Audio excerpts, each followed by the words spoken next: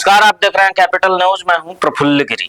पलामू की मिट्टी ने एक बार फिर साबित कर दिया है कि अगर हौसले बुलंद हो और इरादे मजबूत तो संसाधनों की कमी भी मंजिल की राह में रुकावट नहीं बन सकती। तरहसी प्रखंड के श्रीकेदाल गांव की बेटी शिवानी गिरी ने वो कारनामा कर दिखाया है जिसे जानकर आपको गर्व होगा, लेकिन जब उसकी कहानी की परतें खुलती हैं तो आंखें भर आती हैं। नीट जैसी कठिन परीक्षा में ईडब्ल्यूएस कैटेगरी में 1073 रैंक हासिल कर शिवानी ने अपने पिता के संघर्ष, मां की दुआ और खुद की निःशब्द तपस्या को सार्थक किया है। शिवानी के पिता सुनील गिरी अपने बच्चों की पढ़ाई के लिए लगातार घर से बाहर रहे। शिवानी अपने पापा के पास गई थी, जहां एक कमरे की चोट ने शिवानी को अंदर तक झकझोर दिया।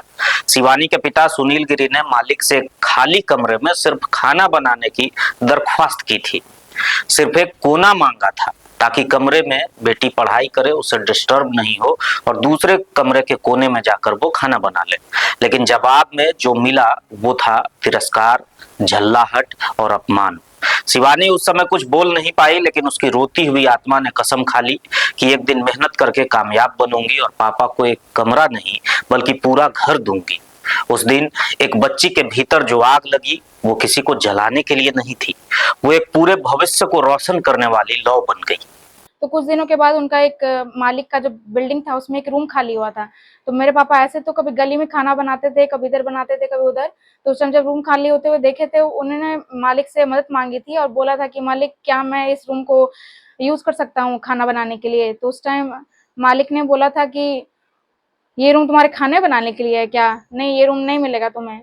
तो उस टाइम जब हम देखे थे अपने पापा को ये बोलते हुए, तो उनको बहुत बुरा लगा था, बहुत ज्यादा बुरा लगा था कि मेरे पापा अफोर्ड नहीं कर पा रहे हैं हम लोग एक रूम, क्योंकि हम लोग के लिए वो इतना काम करते हैं और पैसा बचाते हैं। तो हमको वो चीज बहुत खला था। फिर हम सोचे थे कि अपने पापा के लिए हमको इतना कुछ करना है ताकि उनके लिए एक रूम नहीं, पूरा का पूरा बिल्डिंग लेके दे सकूं। शिवानी ने कोचिंग नहीं की, महंगे संस्थानों की फी उसके बस की बात नहीं थी, लेकिन उसने हार नहीं मानी। किताबें उसके दोस्त बनी, इंटरनेट उसका गुरु बना और पिता की आंखों का सपना उसका संबल बना। खुद पर भरोसे ने उसे इस मुकाम पर लाया कि आज पूरे जिले को शिवानी पर गर्व है। मेरा पहला कारण था कोचिंग नहीं लेने का, वो था फाइनेंशियल प्रॉब्लम, और दूसरा था मेरा खुद पे विश्वास। हम जानते थे कि हम अकेले खुद से कर पाएंगे, इसलिए हम कोचिंग नहीं लिए। शिवानी की जीत अकेली नहीं है, जो उसकी माँ, उसके पिता और उसके भाई के निस्वार्थ कुर्बानी की कहानी है। पिता घर से दूर दिन रात ओवर टाइम करते रहे, माँ ने आंखों में आंसू छुपाकर बेटी के सपनों को थामा।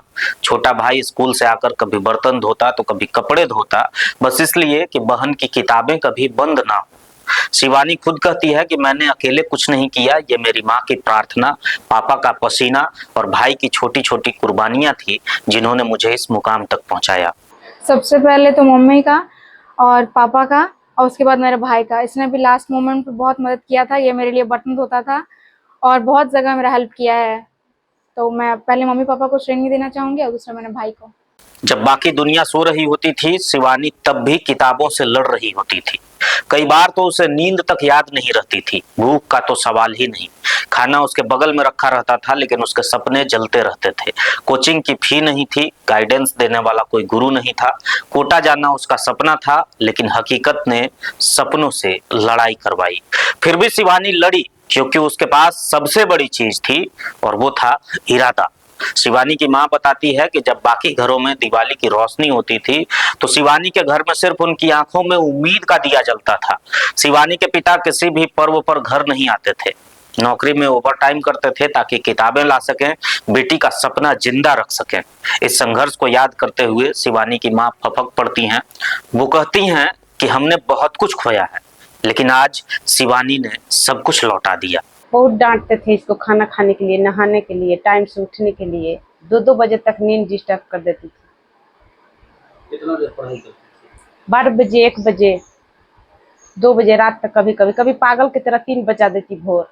त्योहार में भी कुड़ कलब जाते हैं कि मतलब हस्बैंड नहीं आए। सावित्री पूजा हो गया, तीज हो गया, बच्चा लोग के चलते नहीं आ पाते हैं।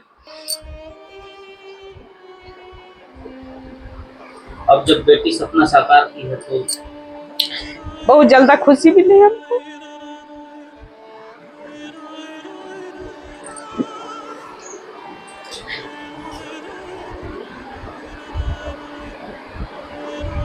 और मन में कोई इच्छा है? नहीं, बस ये डॉक्टर बन जाए, पूरे फैमिली को देखे, पूरे परिवार को, पूरे महिला को देखे, पूरे देश को देखे, यही मेरा कामना है। हर गरीब को हेल्प करे, यही मेरा सपना है।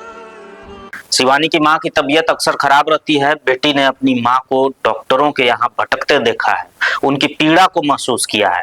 शिवानी अब एमबीबीएस के बाद गायनेकोलॉजी में विशेषज्ञता लेना चाहती है, ताकि किसी और मां को, किसी और महिला को इलाज के लिए दर दर की ठोकरें न खानी पड़े।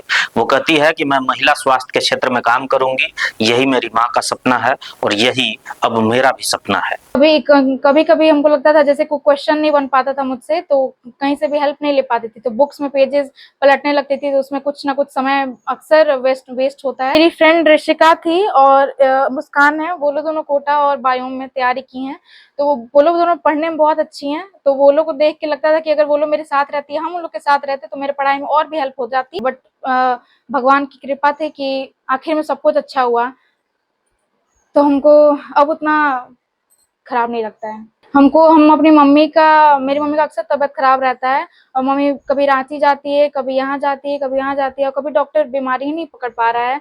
तो हमको वुमेन के प्रति कुछ करना है, हमको बहुत अच्छी गायनेकोलॉजिस्ट बनना है और बहुत अच्छा कुछ करना है वुमेन के लिए, क्योंकि अक्सर ऐसा देखा जाता है कि वुमेन का बीमारी ही नहीं पकड़ाता है। बहुत ज्यादा डॉक्टर्स कभी कभी नेग्लिजेंट हो जाते हैं वुमेन के प्रति। तो हमको अपनी माँ के लिए और अपनी बहनों के लिए और अपनी जितनी भी औरतें हैं उनके लिए कुछ बहुत बड़ा करना है, कुछ बहुत अच्छा मेडिकल फील्ड में वुमेन के प्रति करना है हमको।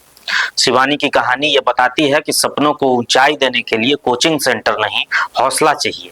वो पलामू की बेटी है, लेकिन अब वो देश की बेटियों के लिए प्रेरणा बन चुकी है। उसकी कहानी से ये साफ हो जाता है कि जब एक बेटी ठान ले तो वो तकदीर भी बदल सकती है और जमाने की सोच भी।